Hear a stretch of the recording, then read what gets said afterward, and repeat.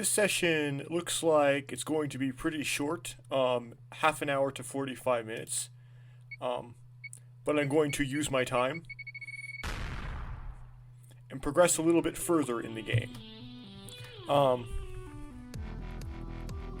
Going back to the first episode a little bit and correct some more things.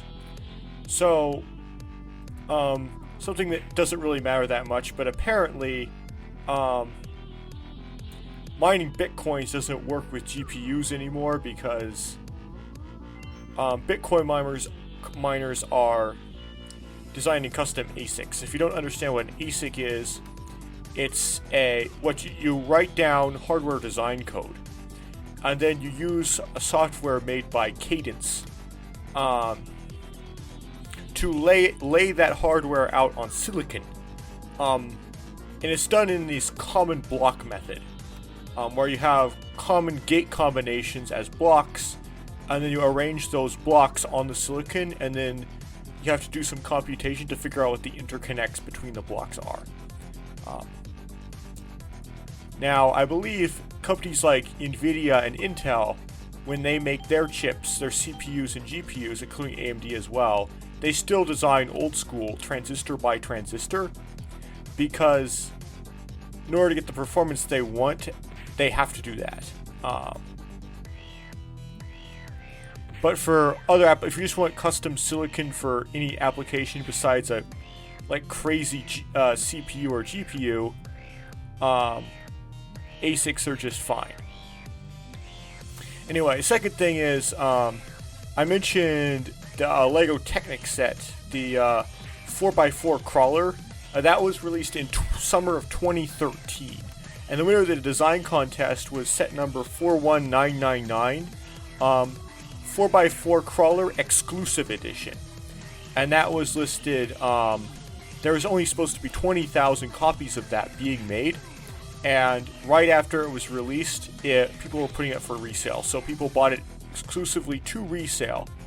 And in doing so, where if someone were to choose to buy it from them, were to extract money from somebody by not giving them a good or doing them a service whatsoever, but instead hassling them.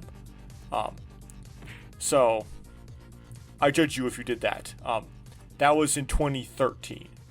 I also said that a Threadripper has 24 cores. No, there might be, I haven't bothered to look it up, a 24 core variant of the Threadripper. However,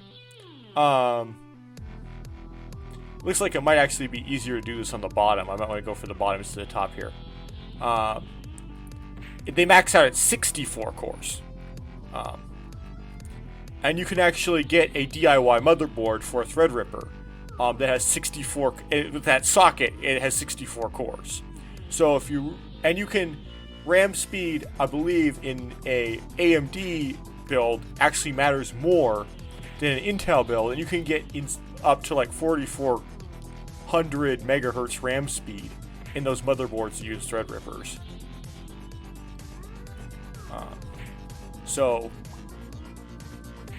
you can optimize by optimizing that RAM speed.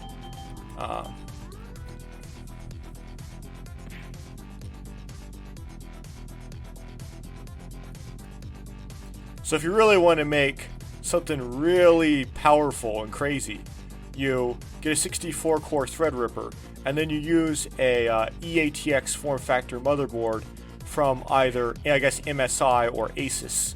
Of course, Gigabyte makes some too. I haven't really looked into that. Filling up all those RAM slots with, I guess, not necessarily the biggest RAM sticks, because you want the fastest ones.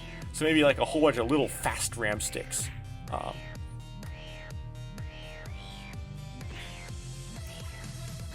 The advantages of AMD processors, I believe, are actually rather few. I mean, AMD CPUs, have better backwards compatibility, and seem to be more popular and perform better for video games. But it's that they tend to run a little hotter, I guess, and there's some features of Intel chipsets that are not the case in AMD chipsets. For example, if it's an Intel chipset, you can support Intel Optane memory, and get the fastest storage speed on the market right now with Optane memory. if you try to install Optane memory on a GPU, on an AMD build, I presume it just kind of acts like ordinary memory, ordinary M.2 form factor hard drive, however fast you can get that on an AMD, or worse. I don't know if it actually goes real slow or not. I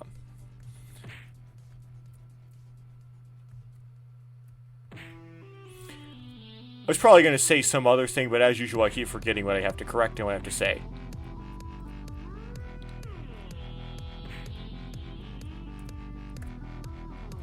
YouTube thing is progressing slowly and steadily. Like just this week, I got the first 2 likes on the same video, ever, and I don't like my own videos. So how many likes there are, how many other people like them. I do know, who is leaving likes though. Like, there's I have some insider information there, but if there's 2, I don't actually know who the second like is. And I've got that Minog 1.5 about to break 30 views. So that's for a very long time and still is the most popular video I've put out. And most people aren't really talking about 30 views, but for a month you're only getting 1 view per video. 30 views is kind of a big milestone when it happens on a single video. So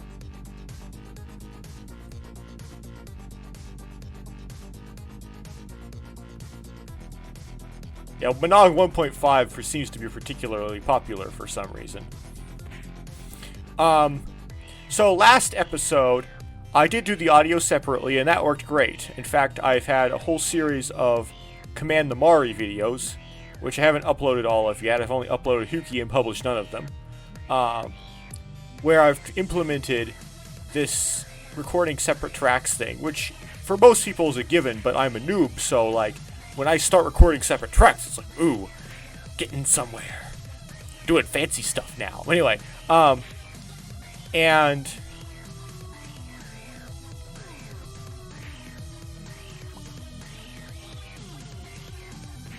that's been working pretty well. However, it allowed me to notice that last episode of The World's Hardest Game 3, I was saturating my microphone, especially when the background music came on and suddenly started talking louder, because even though the microphone doesn't hear the background music, for some reason, when it's playing in my ears, I suddenly start trying to talk over this thing I don't need to talk over. Man, I'm not doing this part well.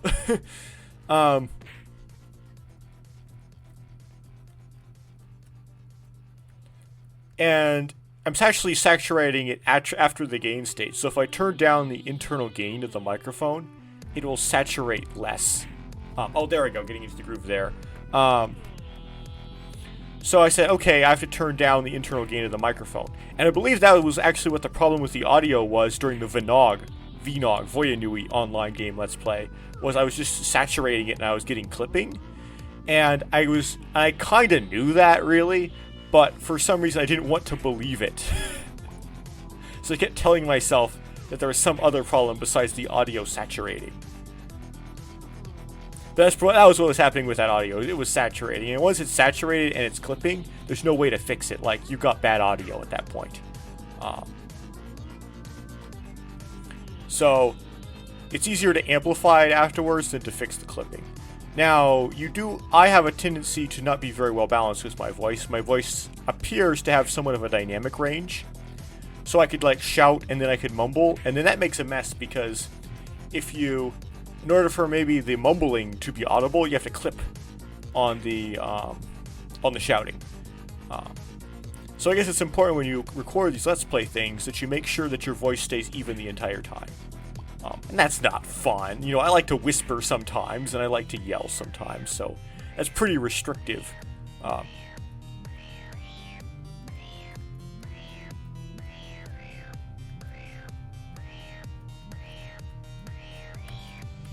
There we go. But anyway, that was what was happening with saturating. So now what I can do is I can record it with less internal gain, and then amplify it, and then do normalize in Audacity, and that will, make the loudest stuff I say minus 1 dB. Or I can do 0 dB, but then that's kind of sketch.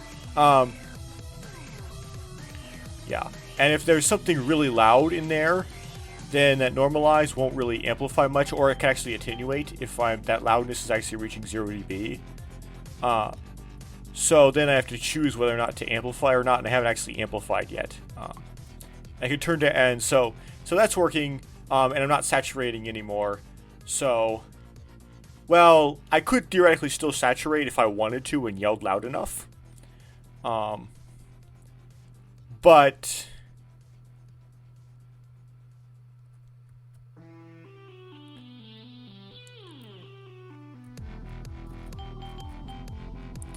I don't naturally saturate it anymore. Like, I have to try.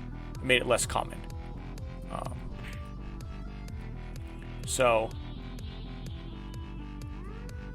making improvements to the audio, so slowly getting there, and hopefully that'll be all the problems will be worked out by the time I get done with this game. Because this game is my laboratory. This is where I try new things and see if they work.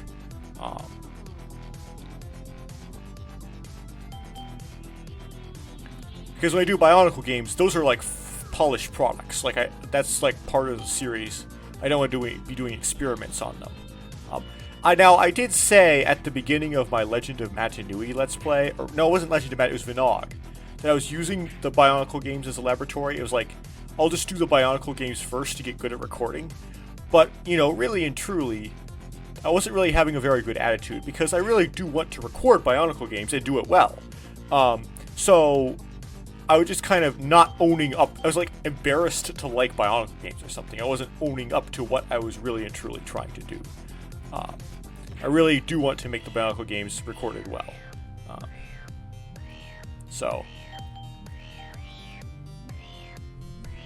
yeah. Gotta own your stuff.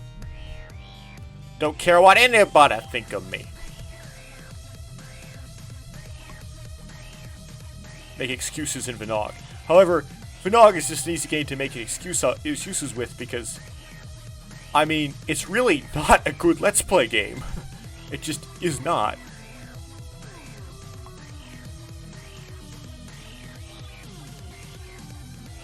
No, I have not found Minol yet. So, still hoping to find Minol. But it may not even be on Flashpoint period, so may not be possible to find.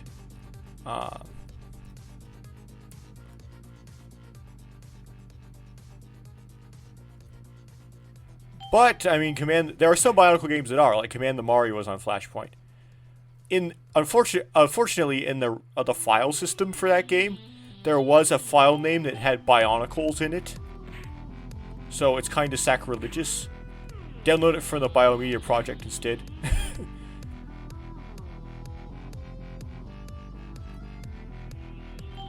And of course, I still haven't gotten a GPU yet. I had that opportunity, I thought, to buy one of those water block ones, those Asus water block 3090s, and I just didn't pull the trigger because I wasn't sure I wanted to pay that much and do a water block. But like, I've kind of made up my mind now. If I get another opportunity to buy a water block one, I'm gonna jump on it. I don't care. I need that GPU. I don't need it, but I want that GPU like I think I need it. So, I don't care if I have to make a custom loop just for the GPU. I'm gonna make a custom loop for my GPU. Unless I can get an air-cooled one, and then I'll get, I'll just air cool. That would be nice. So I can just air cool it. I don't really need to water cool my GPU. It's not necessary for me. I would just do that because that's the only GPU that I could actually buy for the price of the, like, that the PCB manufacturer actually, you know, lists.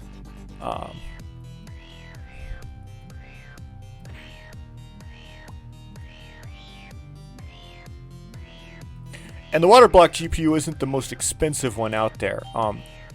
MSI makes PCBs that are more expensive, and apparently, according to the reviews, they work very well. So those MSI DirectX GPUs are very good. Even just so, yeah, if you can get one, so they're not just expensive; they're actually good.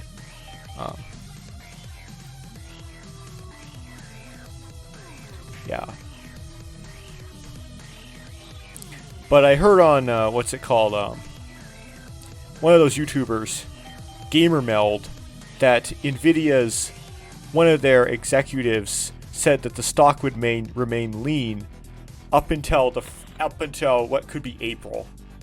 So it may be a very long time before I can actually get one. And I'm on the EVGA waitlist and everything, but the EVGA waitlist, you basically, it's like you have to get on it as soon as the waitlist starts, because if you don't, you end up months behind. Even like 1 day behind on the waitlist will give you months behind on the queue. So I managed to get on, say, a queue for a 3060 Ti the day after it went live, because I didn't know that queue went live a day before the release date. It's gonna be a very long time before it gets to my place in the queue. So I don't really want a 3060 anyway. I sort of made up my mind. I'm gonna go for the big one. I'm gonna go for the 3090. I just can't hold back. Oh well.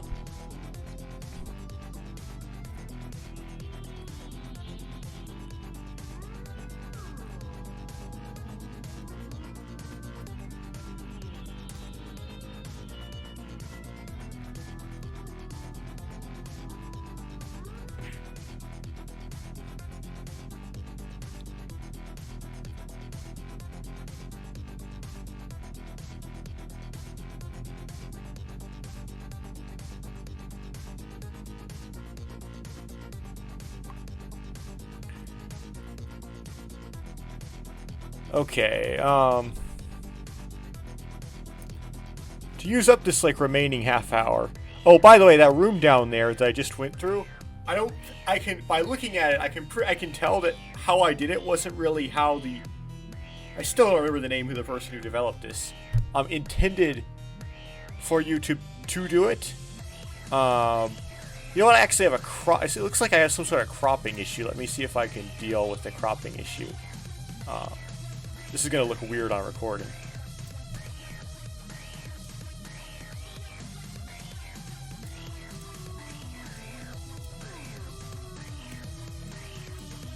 So the problem with OBS is that you have to hand crop things. So it's really easy to accidentally crop it wrong.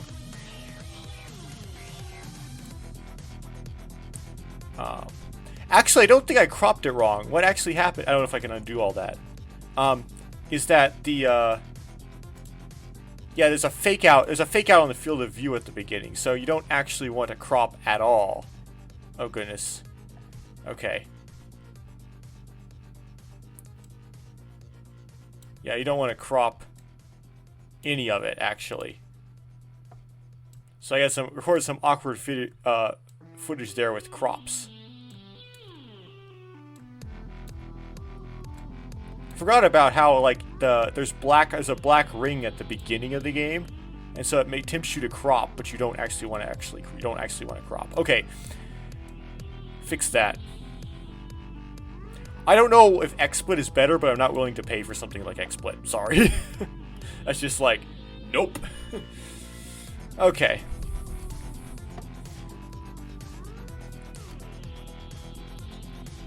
I would say unless I had money to burn, but I never have money to burn. If I have a lot of money, it's not going to just get burnt. Like, I don't do things like. There's places where my money would go if I had a lot of it, and like expensive paid software for which there's an open source version that doesn't work quite as well isn't one of them.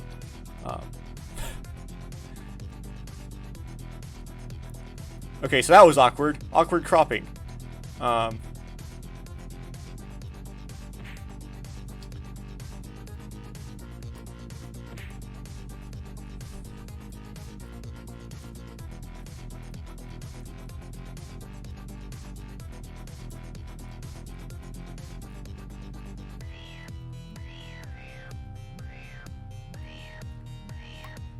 So what's another thing? I don't want to use the word rant, but another thing I could like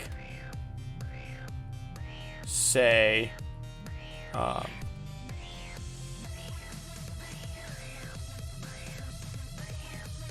I'm of course trying to do several things right now. One of them, of course, is this gaming YouTube stuff, which I originally planned to do much less frequently than I am doing. Getting sort of hooked on it. I'm also trying to do math and physics YouTube stuff. However, that's not really ready yet. I have a channel out there with a couple videos, but they're like, I don't know what you call them. I wouldn't necessarily call them pilot videos, but they're like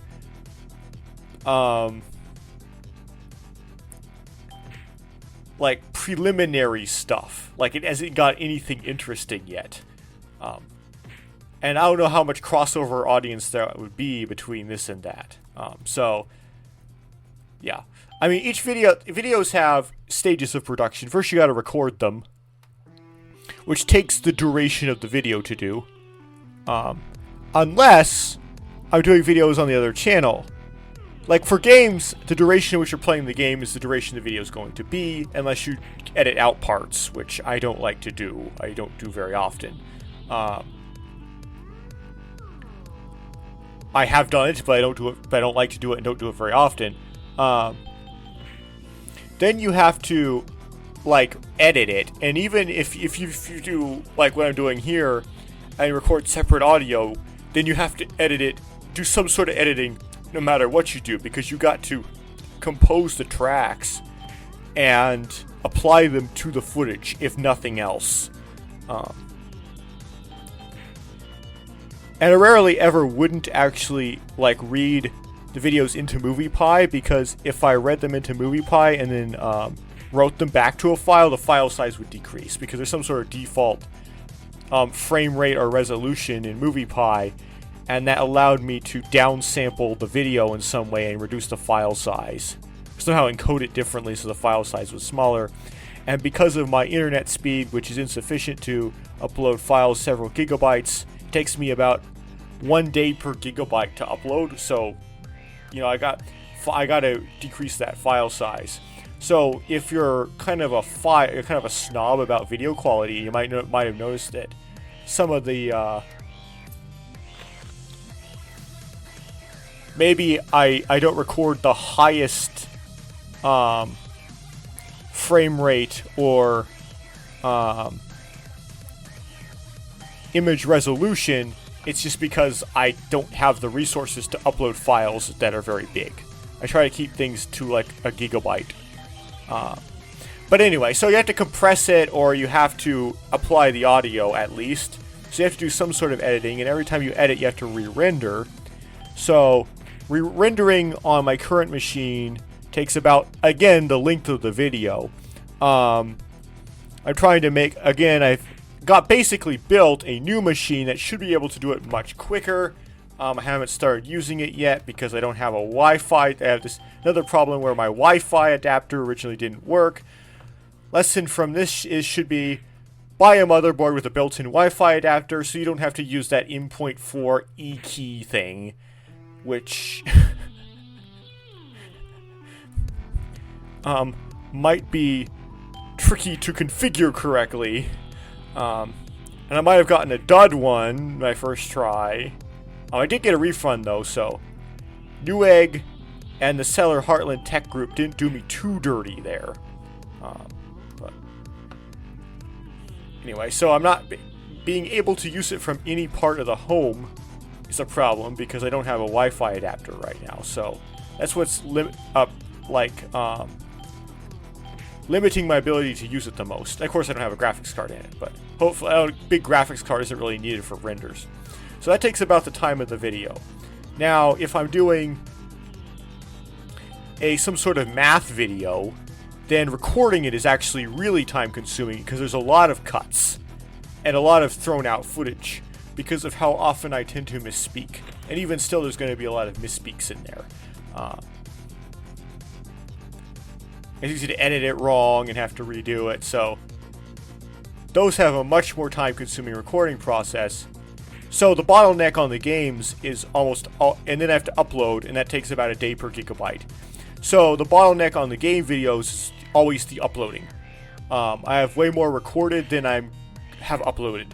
And I actually do that intentionally so that if, like, you know, some people in my family are with me for a while, I don't have to record during that time because I have a buffer of videos. So I'm not actually, I have several videos ahead. With these videos specifically and YouTube's options, I am actually trying to publish the recording date. Because I might say stuff that's relevant to the time of recording in them. And probably do so often. So.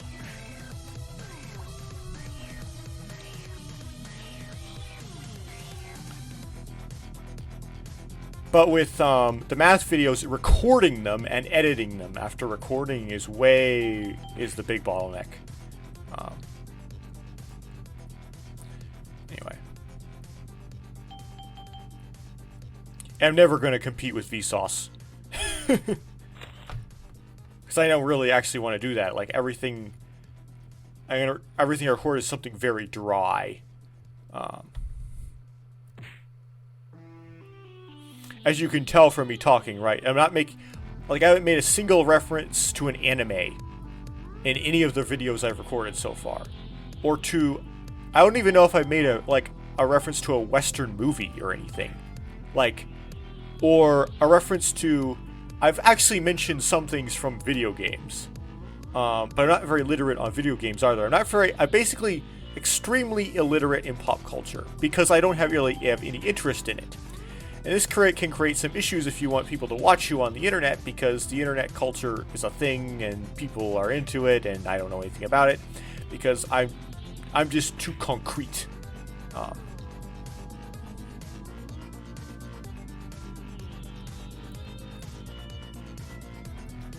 And too heavy-headed or heavy-hearted or whatever you want to call it.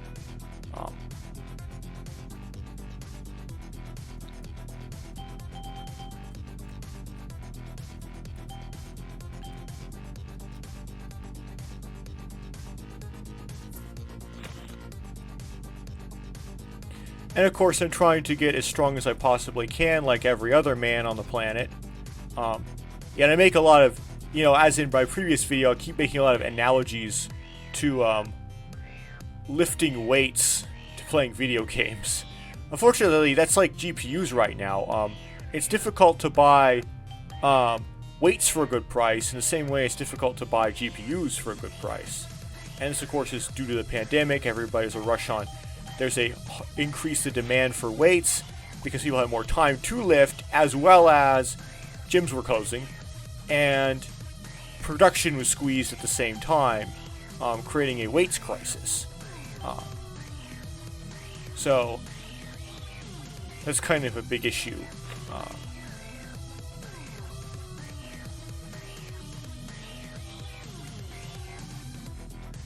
And trying to get as good at writing and performing music as possible. And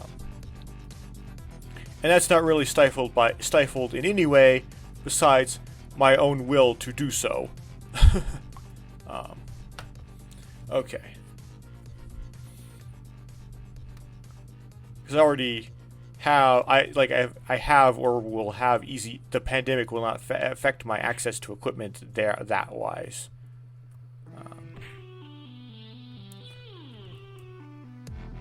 So, as well as the occasional climbing a mountain or something, like small ones.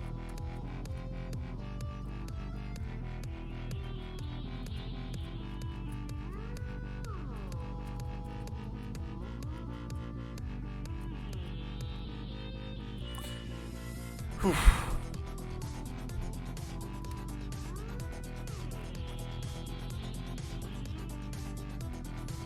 I mentioned that Technic set earlier. Another Technic set that kind of had a similar thing go on with it was that that V22 Osprey set. I actually, when it came out, when I heard that it was going to come out, I decided, maybe I want to actually buy that.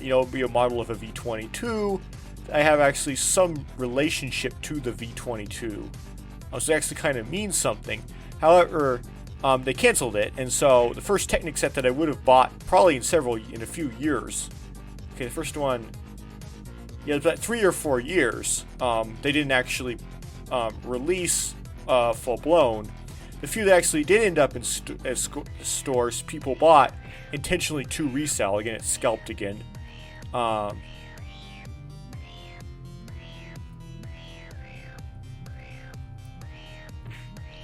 Hopefully, some people in society actually have a actual opinion on the scalping and actually say, no, this is wrong. I don't know why. But because if you don't have a law against something, people will do it. People are not governed by trying to do what's right. They're governed by fear of consequences. Some would not like to believe that, but truth is harsh. Anyway. But if you were to ask me what my favorite Lego theme to collect would be, it would be Technic. And basically the story behind that is, I got into Bionicle first, and I realized that the aspects of Bionicle that I liked, you could get much more of that at once in Technic. And so I went, okay, so this is what I really want. And so that's what I tend to go after the most nowadays. If I buy any Lego at all, which in 3 years I haven't, I'm in somewhat of a dark age, is what they would call it, where you kind of grow out of Lego and kind of lose interest. But if I were to buy something, it would be Technic. If it actually came up with something I've interested in, the last thing I've ever bought, I forgot what year it is now, it might have been 2016, was the Aurochs.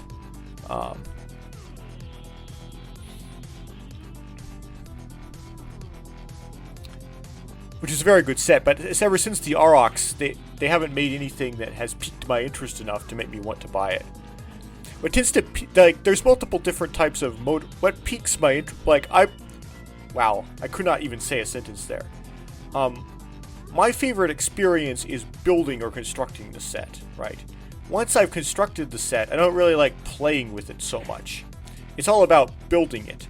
And so, the more complicated the mechanics of the set are, the more fun it is to build. And the more, mechanical techniques used in the mechanisms that, whatever the machine is, in those mechanisms, the more interesting it is to build, the more I'm going to want to buy the set. Which has a tendency to make me drawn to sets that have very low play performance, because the more complicated you make the mechanisms, the less mechanically reliable they'll be. So the Mobile Crane Mark II, which I forgot what year that was released in. I don't know if that was 2014 or whatever. It's one of my favorite sets of all time, and I have one, and I really like it, but it gets a lot of flack in the fan base for its poor mechanical performance. And that's true, its mechanical performance is very disappointing.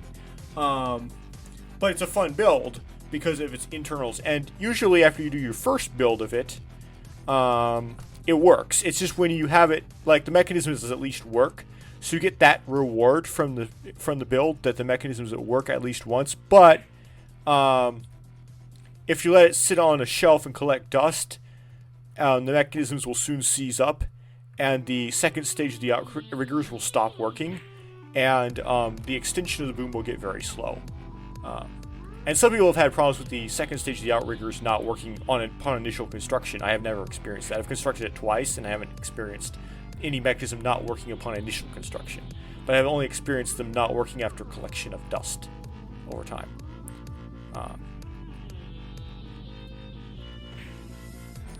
But I went through this rant on a video I made called Voyanui Online Game. I forgot which part it is, but it's the Chapter 2 Cleaning, where I went on this Bionicle rant. And what caught my attention about Bionicle, and, well, when I was a kid, I didn't have any money, so I had to, use adult-created mechanisms in order to kind of obtain these sets and finagle my, beg my parents and stuff like that. But what got my attention was the design language of the parts that made them up. So the aesthetic of the parts, and they're held like they have carved into them mechanicalness to them. And also, they tended to support gearboxes. So, for example, the Mata torso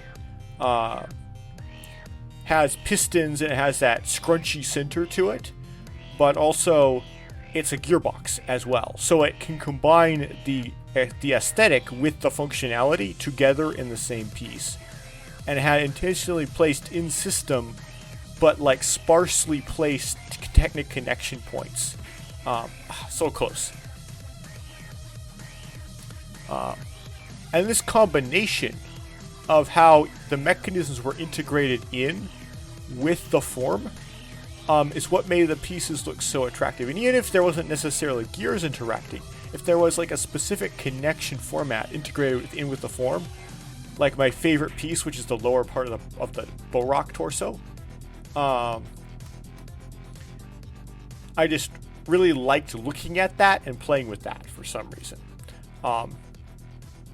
The lower part of the Borak torso is another example. It's not actually mechanical so much. It actually has some like logo aesthetic to it.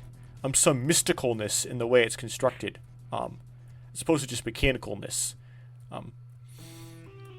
So like the atmosphere of it and how the atmosphere was integrated into the pieces, and like the mechanicalness of it and the way the mechanicalness was implemented into the pieces, and how the characters were like nothing like the fictional characters in any other franchise. Like they didn't use the word magic. They used like words like elemental power instead of magic. They didn't call the characters people. They called them beings. Like there's these details of it that were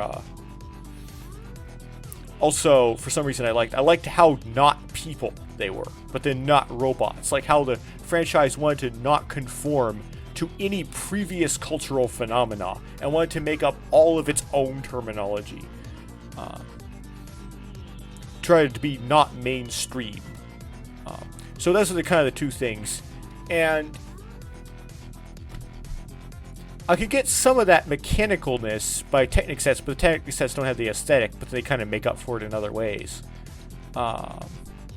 It's for that, but it's kind of for that reason why I got into Bionicle in the first place, that I didn't buy any of the G2 sets, which I maybe regret somewhat, but not a whole lot, because like I looked at the CCBS and I thought that's each like limb piece. Each limb is made up of just a bone and a shell, and each bone is just a longer or shorter version of any other bone, and each shell is a longer or shorter version of any other shell. And so this is a very, and now the system looks, the toys look more like any other toys. They lost their uniqueness, and it seemed like a way more mainstream look. Now, I did get to see from some distance in person some of the CCBS pieces that made up the G2 sets, and I was kind of enamored with the colors. On the burnt orange that made up Hohatu, and some of that trans red, dark orange color. I really liked how those colors looked, and how the thinness of the shells made them pop. But just looking at the like promotional art really didn't do it for me. So I don't know. That's kind of what was going on there, and like slapping on, like the mechanical design language things on the shells creates a lot of problems. One is now you have dual clashing design styles, which just doesn't really work, as well as the greebling on the pieces no longer matches the mechanical functionality that would have inside the body of the character. For example, the pistons on the Mata leg, right? They look like they articulate the knee. The knee is fake; it doesn't articulate in the actual set, but the pistons look like it would articulate the character's knee in like the world in which it exists, right? The pistons on the side of the Mata torso look like they would articulate the Mata at the waist. And of course, as Bionicle went on, pistons got stupider. For example, the pistons on the side of the Metru legs. What does pistons on the side of legs do? But when you put those textured pieces, just you slap them on the outside, because their greebles don't look like something that would make like in part of the body. Like they don't look like they articulate the knees and the hips, right? But those are separate ball joints made up by interconnecting limbs. It doesn't work. Like, you don't get the same effect. So what they tried to do with the Uniters, where they tried to slap on pieces to try to compromise with the Greeble crowd, it just didn't work, because it had to, the Greebles had to be integrated into every, like, in deeper, like, yeah. It just did not work. And the CCBS people didn't like it either, obviously. It just didn't really do anything for them. But yeah, CCBS looked really mainstream and way more, just more mainstream. And so I didn't like it.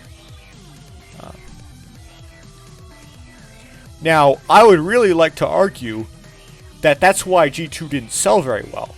I know most people say it was the marketing. And actually, although Toa Line made a video with this title that it wasn't sold in canisters, the packaging's part of the marketing. Like that shelf pull. Like, you want to see that on the shelf and then want to buy that, right? So the box art, that weird mystical designs on the box art and how the container was a canister with that shape, was very important to the, like, marketing of the sets. And if you put them in a box with a more generic box art, they have less pop on the shelf.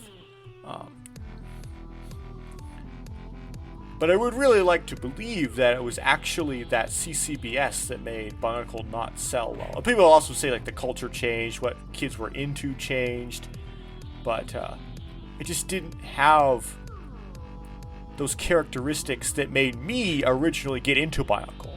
And so if it didn't have those characteristics that made me personally originally get into Bionicle, it could have missed some of that audience like me from, like, if Bionicle G2 was what Bionicle was when I was a kid getting into it, I wouldn't have gotten into it.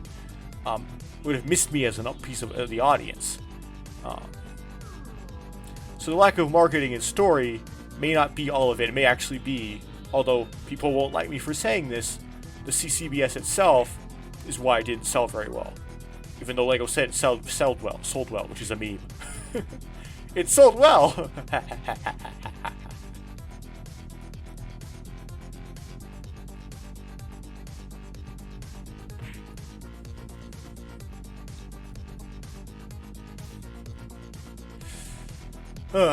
Hopefully I'll be done talking about Bionicle in this non-Bionicle game. Can't talk about Bionicle in something non-Bionicle, apparently. That's a sin. I just did. What are you gonna do about it?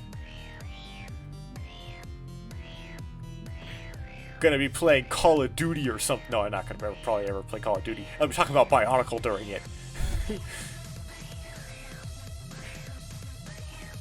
What else do you want me to talk about? Quantum electrodynamics?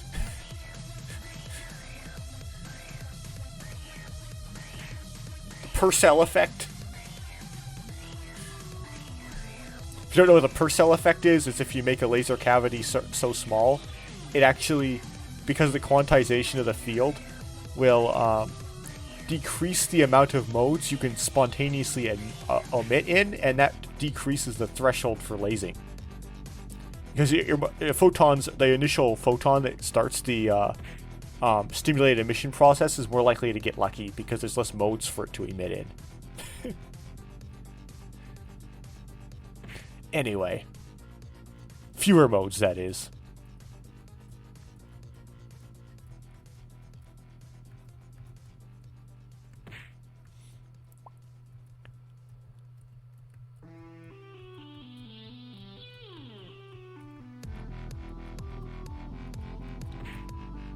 I'd like to suspect if I wasn't talking during this, I would have done it much faster.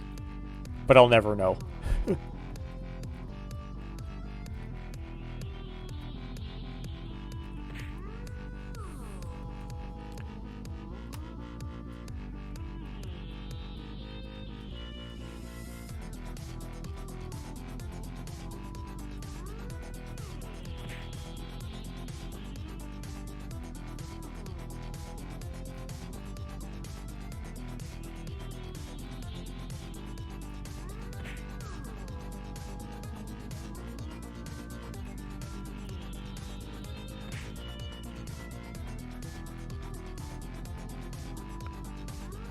When playing all the Bionicle games, I noticed that you sometimes run into a crisis of completion. What I mean by this is, like, I just finished Command the Mario the final challenge, right? I managed to complete the entire final challenge, the end. But I didn't complete every subsection, right? I managed to do it without actually getting the Kongu subsection. So, if I were to beat all the Bionicle games, do I have to beat the Kongu subsection? Or does beating the whole thing count? Also, do you have to beat Bionicle Attic Media? I mean, do you have to finish the entire thing? I don't even know if it ends. You might go to the 6th stage and then repeat from the first indefinitely, like Cube Field. And I looked on the BSO1 page about it, and it didn't say whether or not it finishes or not. Sometimes you can find that even how much you like revere BSO1 when you were younger, how much actually little like incomplete some of those pages are. But anyway,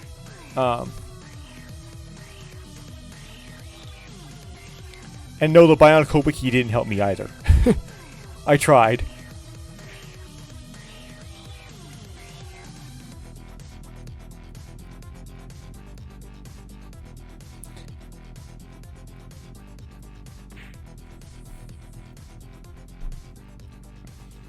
This part's easier than I'm making it look.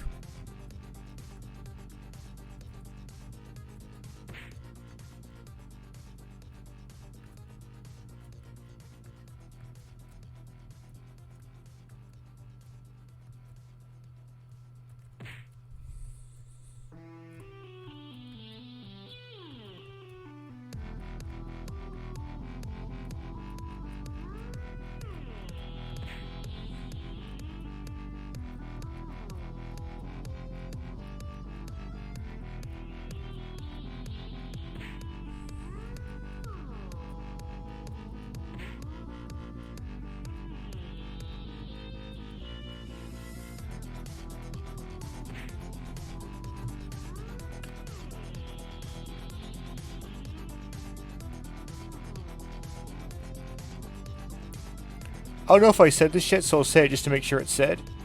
This background music is actually very good.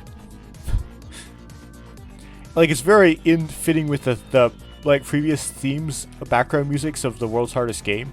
It's like keeping in that like composition language, that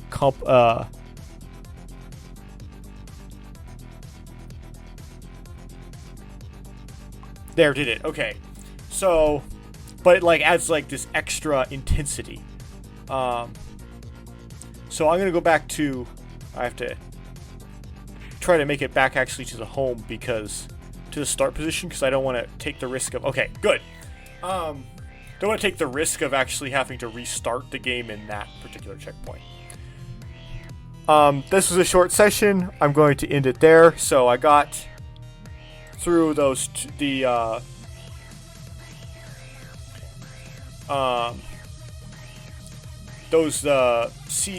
and B3.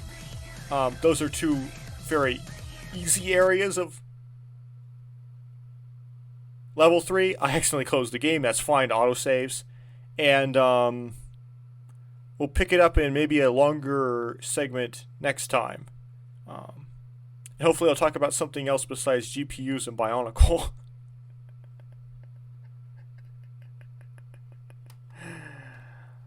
Thank you for watching. And